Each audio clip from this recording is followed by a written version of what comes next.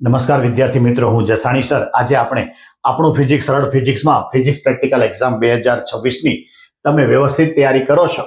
એમાં તમારે પ્રેક્ટિકલ બુકની અંદર 11 નંબરનો પ્રેક્ટિકલ કે કાચના પ્રિઝમ વડે કાચનો લઘુત્તમ વિચલન કોણ મેળવો.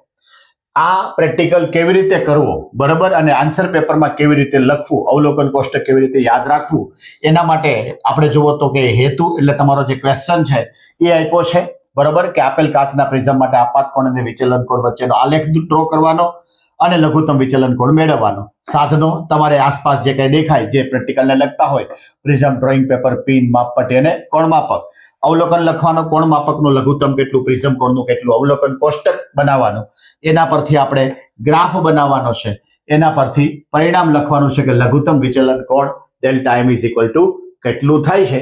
અને આના પરનો જે કંઈ વાયવા છે, કેવા પ્રકારના પ્રશ્નો પૂછી શકે, તો કેવી રીતે એ આન્સરમાં લખવો અને કેવી રીતે પ્રેક્ટિકલ કરવો, તો એનો સંપૂર્ણ વિડીયો આપણી જે યુટ્યુબ ચેનલ છે જસણ એજ્યુકેશન ચેનલમાં ઉપલબ્ધ છે.